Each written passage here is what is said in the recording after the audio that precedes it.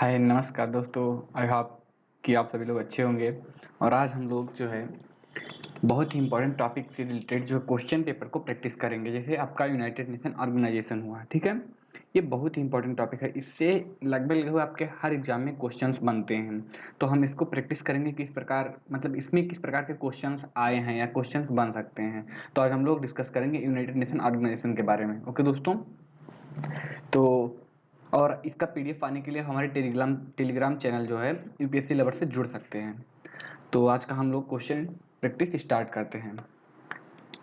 आपका पहला क्वेश्चन है दोस्तों, संयुक्त राष्ट्र संघ का नाम किसके द्वारा दिया गया। तो संयुक्त राष्ट्र संघ जो नाम था वह तत्कालीन प्रेसिडेंट जो अमेरिका के प्रेसिडेंट थे रूजवेल्ट, उन्होंने संयुक्त राष्ट्र संघ शब्द जो है यूज किया था। मतलब वो तो हिंदू, मतलब वो इंग्लिश बोलते हैं तो वो लोग इसका यूनाइटेड नेशन मतलब यूनाइटेड नेशन जो है वर्ड प्रयोग किया था। ओके दोस्तों, फिर आपका नेक्स्ट क्वेश्चन आता है, संयुक्त राष्ट्र संघ की स्थापना कब हुई थी। तो संयुक्त राष्ट्र संघ जो है 24 अक्टूबर 1945 को स्थापित किया गया था।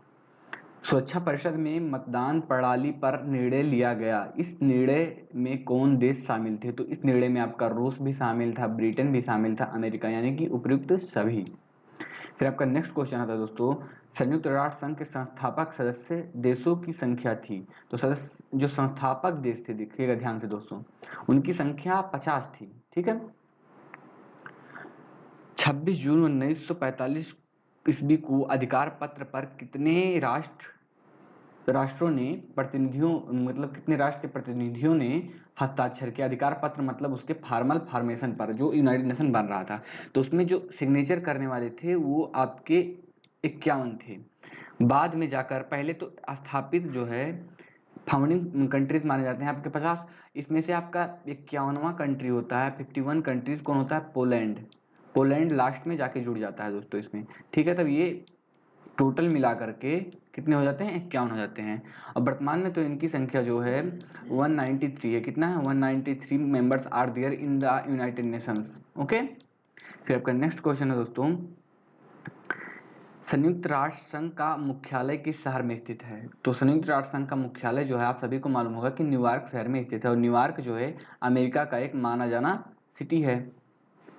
ओके दोस्तों, फिर आपका नेक्स्ट क्वेश्चन आता है, इसका भवन कितने एकड़ में फैला हुआ है या कितने एकड़ जमीन पर है। तो आप मतलब यहाँ कहने का यह मतलब है कि जो हमारा यूनाइटेड नेशन है, यूनाइटेड नेशंस में जो सचिवालय या जो पूरा बिल्डिंग बनाई गई है ऑपरेशन के लिए, कार्यालय, वो कार्यालय कितने एकड़ पर फैला हुआ है। तो ये जानते हैं दोस्तों 17 एकड़ पर फैला हुआ है। और ये जो है जीके डी रॉकफेलर नामक एक अमेरिकन व्यक्ति ने दान दिया था ये जमीन, ये दान दिया हो जमीन है, ठीक है, जो 17 एकड़ है जिसपे ये भवन बना हुआ है। कौन सा भवन, आपका यूनाइटेड नेशन का भवन बना हुआ है, ठीक है। और इसमें दोस्तों क्या है कि जो ये एकड़ पे 17 एकड़ में फैला हुआ है, इसमें पूरे जो भवन बना हुआ है, इस भवन में 39 बिल्डिंग्स हैं, यानी 39 मंजिले का ये बना हुआ है। फिर आपका नेक्स्ट क्वेश्चन आता है दोस्तों, संयुक्त राष्ट्र संघ की महासभा की प्रथम बैठक कब आयोजित की गई थी। तो संयुक्त राष्ट्र संघ की जो महासभा थी इसकी प्रथम बैठक 1952 में बुलाई गई थी, या स्थापित की गई थी, या शुरुआत की गई थी। संयुक्त राष्ट्र संघ की कार्य करने की वाली भाषा है। तो संयुक्त राष्ट्र संघ में आप इंग्लिश फ्रेंच दोनों को एज अ मीडियम यूज कर सकते हैं, यानी कि आपका ऑप्शन 3 सही है। फिर आपका नेक्स्ट क्वेश्चन है दोस्तों, संयुक्त राष्ट्र संघ का बजट किस अनुच्छेद में है। तो संयुक्त राष्ट्र संघ का जो बजट होता है, बजट के बारे में प्रोविजन आपके आर्टिकल 17 में मिलेगा। जैसे दोस्तों हमारे कॉन्स्टिट्यूशन का एक आर्टिकल्स होते हैं, तो वैसे जो यूनाइटेड नेशन है, यूनाइटेड नेशन में भी कई आर्टिकल्स हैं, आर्टिकल 1 2 3 वैसे अलग अलग करके। तो उसमें से जो आर्टिकल 17 आता है, आपका आर्टिकल 17 आता है, वो किसके बारे में बात करता है, बजट के बारे में बात करता है। ओके दोस्तों, आई होप कि ये बात आपको समझ में आई होगी। तो हम लोग आगे बढ़ते हैं नेक्स्ट क्वेश्चन की तरफ। आपका नेक्स्ट क्वेश्चन है, संयुक्त राष्ट्र संघ की बजट किसके द्वारा पेश किया जाता है। तो संयुक्त राष्ट्र संघ की बजट जो है आपके महासभा द्वारा पेश किया जाता है। किसके द्वारा, महासभा द्वारा दोस्तों। ओके, फिर आपका नेक्स्ट क्वेश्चन है, संयुक्त राष्ट्र संघ के बजट में अमेरिका का योगदान रहता है। तो संयुक्त राष्ट्र संघ में जो सबसे ज्यादा योगदान कोई देश देता है तो वो आपका क्या है, अमेरिका है, जो 22% जो है कंट्रीब्यूशन करता है। फिर आपका नेक्स्ट क्वेश्चन आता है दोस्तों, संयुक्त राष्ट्र संघ के बजट में भारत का योगदान कितना है। तो भारत का योगदान जो है आपका 0.2731% है, जो कि बहुत ही कम है आप देखेंगे तो दोस्तों। फिर आपका नेक्स्ट क्वेश्चन आता है, संयुक्त राष्ट्र संघ के कितने अंग हैं? तो संयुक्त राष्ट्र संघ के 6 अंग हैं दोस्तों। आप देखिए, पहला क्या आपका जनरल असेंबली है, फिर जनरल असेंबली हो गया, फिर आपका सिक्योरिटी काउंसिल आता है, सिक्योरिटी काउंसिल हो गया, सिक्योरिटी काउंसिल के बाद आपका आता है इंटरनेशनल कोर्ट ऑफ जस्टिस आता है, फिर आपका इकोनॉमिक और सोशल परिषद आता है, इकोनॉमिक और सोशल काउंसिल आता है, उसके बाद में आपका ट्रस्टीशिप आता है, ट्रस्टीशिप। तो 1 2 3 4 5, तो मतलब आपके ये 6 दो, एक और आपका छूट रहा है, वो है आपका सेक्रेटरीट। सेक्रेटरीट मतलब सचिवालय। तो आपका जनरल असेंबली हो गया और सिक्योरिटी काउंसिल हो गया, उसके बाद में आपका इंटरनेशनल कोर्ट ऑफ जस्टिस हो गया और इकोनॉमिक एंड सोशल काउंसिल हो गया और ट्रस्टीशिप हो गया और सेक्रेटरीट हो गया।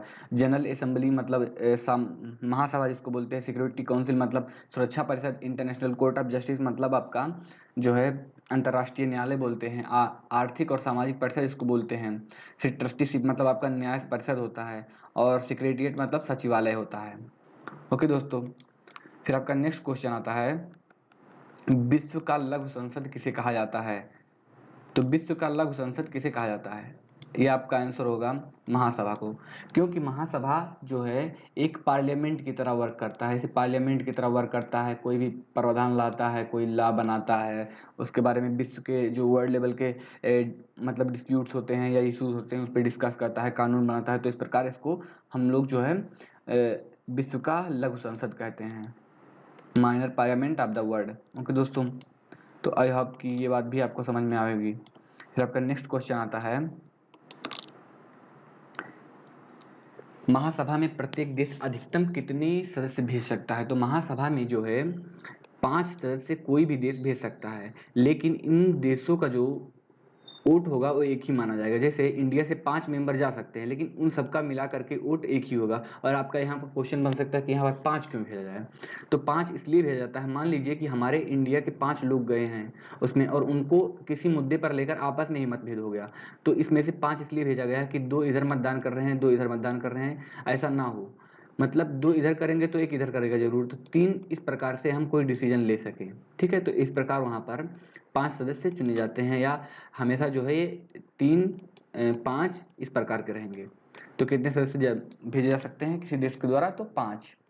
फिर आपका नेक्स्ट क्वेश्चन आता है दोस्तों, संयुक्त राष्ट्र संघ की कार्यपालिका कहा जाता है। संयुक्त राष्ट्र संघ की जो कार्यपालिका होती है उसे सुरक्षा परिषद को कार्यपालिका कहा जाता है।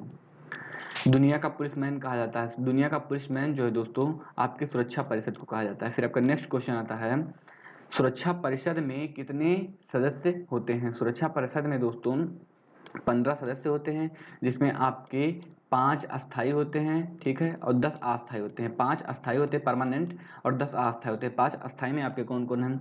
ब्रिटेन, अमेरिका, रूस, ब्रिटेन, अमेरिका, रूस, चाइना आपका, और आपके फ्रांस, ये आते हैं।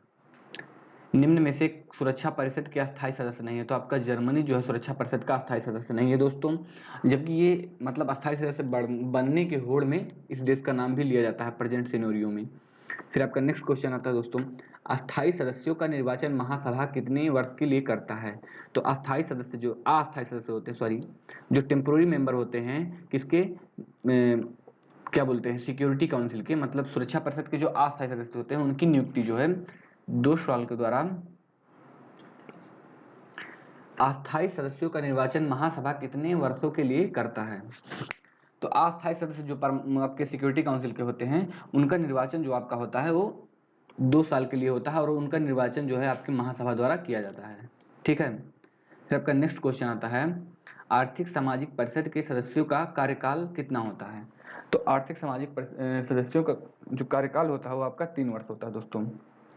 तो ये रहे आपके कुछ क्वेश्चंस, और ये इनका पीडीएफ जो है दोस्तों आपको प्रोवाइड करा दिया जाएगा हमारे ग्रुप में, UPSC lover WhatsApp group, UPSC lover Facebook भी है, इंस्टा भी है, आप जाके कहीं भी जुड़ सकते हैं, आपको जहाँ भी जुड़ेंगे मिल जाएगा आपको। ओके दोस्तों, तो आई होप कि ये बातें आपको समझ में आई होगी। फिर मिलते हैं नेक्स्ट टाइम नेक्स्ट टॉपिक के साथ, तब तक के लिए धन्यवाद। और आप सभी इसको शेयर करें, अच्छे से पढ़ाई करें, कोई दिक्कत हो तो आप ज़रूर पूछें।